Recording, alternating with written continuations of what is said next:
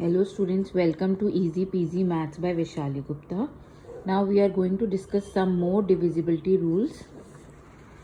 So the first rule is, if a number is divisible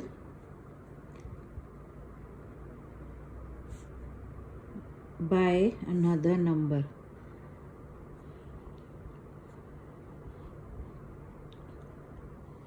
then it is divisible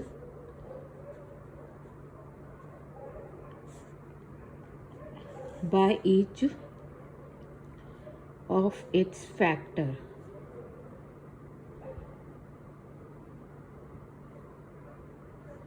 Of that number. Suppose example के तौर पे लेते हैं 24 is divisible bye 8, right. तो ये rule कहता है कि अगर कोई नंबर किसी नंबर से डिविजिबल होता है तो वो नंबर उसके फैक्टर्स से भी डिविजिबल होता है। तो रूल के हिसाब से 24 8 के फैक्टर्स से भी डिविजिबल होना चाहिए। तो 8 के फैक्टर्स क्या होते हैं? 1 into 8 and 2 into 4, these are the factors. तो ये हो गए 1, 2, 4, 8 फैक्टर्स। तो 24 चेक कर लेते हैं। 24 is divisible bye 1, 24 is divisible bye 2, 24 is divisible by 4, 4 6 24 होता है, और 8 का तो हमें पता ही है 8 3 तो hence 24 is divisible by each factor of 2 factors of 8. Now coming to the second rule, which says if a number is divisible by 2 co-prime numbers,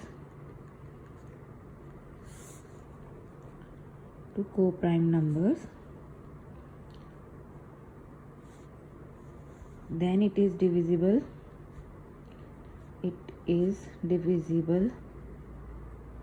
by their product also.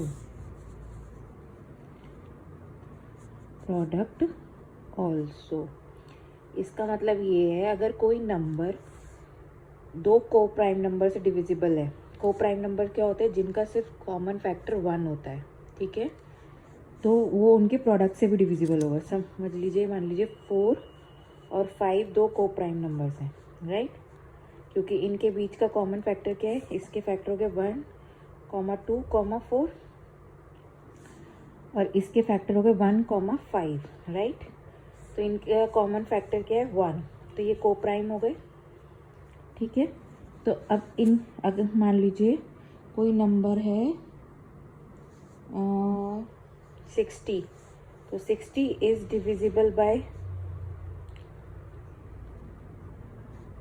4 and 60 is also divisible by 5, right. तो अब हमें rule कहता है कि अगर कोई number दो को प्राइम नंबर से डिविजिबल होता है तो उनके प्रोडक्ट से भी डिविजिबल होता है। तो इनका प्रोडक्ट क्या होगा? 4 इंटू 5 इज 20। सो 60 20 से भी डिविजिबल होना चाहिए। तो 23 से क्या होता है? 60 is also divisible bye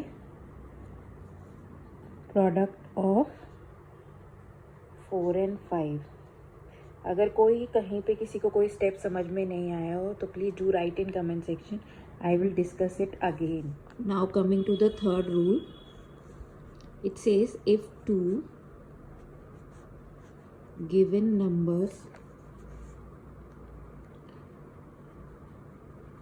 are divisible by a number, then it is divisible, then their sum is also divisible